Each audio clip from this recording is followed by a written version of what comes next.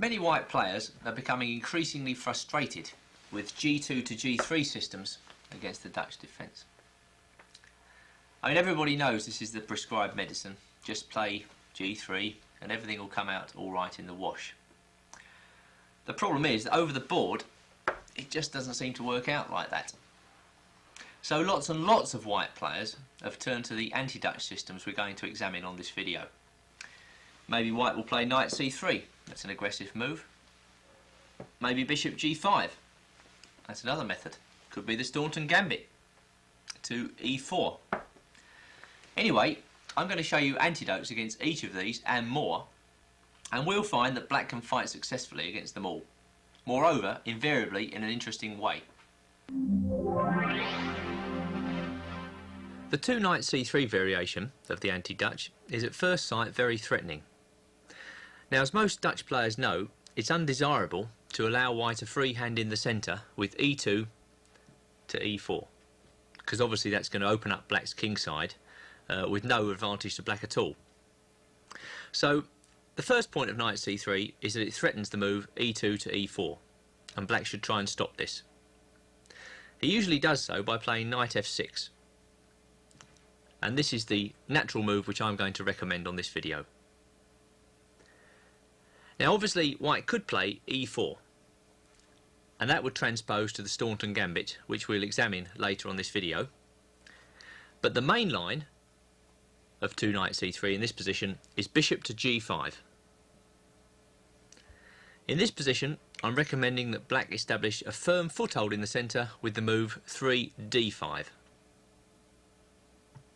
And now we can see that black has frustrated the first part of white's plan. White finds it very difficult now to get in the move e2 to e4. The main line continues with bishop takes f6, and clearly black should recapture with the e pawn. E takes f6. White plays e3, black plays c6, and now we reach the starting position for the main line of the two knight c3 variation. I think we need to look at this position a bit more closely.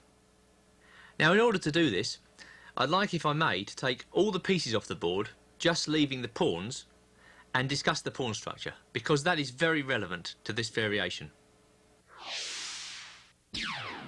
Well, here we see the position with just one white knight on the board, and I think we can immediately see the major disadvantage of the knight c3 variation from white's point of view.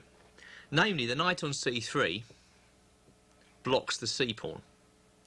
Now, against this particular pawn formation, white would probably rather have the knight on another square, maybe even back at b1, because that would facilitate the very important advance c2 to c4.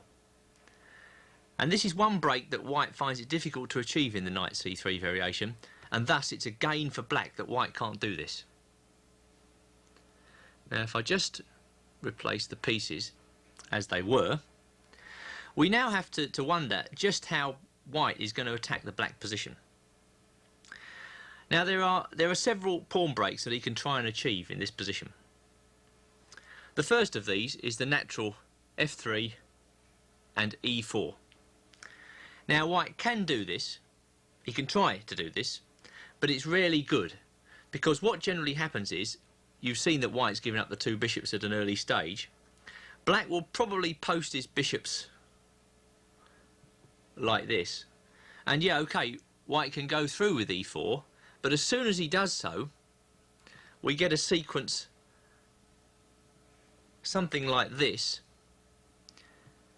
And as you can see, suddenly the position opens up for the black bishops, and this generally tends to favour the black player.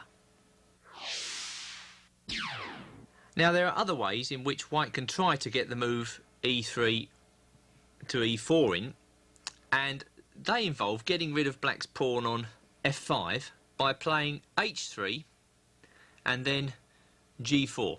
Actually, this is probably the most dangerous pawn break that black has to face in this particular variation. Let me just put some pieces on the board to show you what the effect of this move g4 might be in favourable circumstances for white. Now, white can arrange his pieces thus.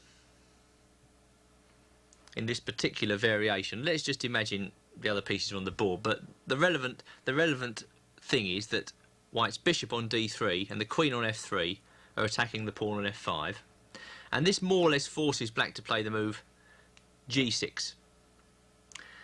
Well, okay, let's say white were to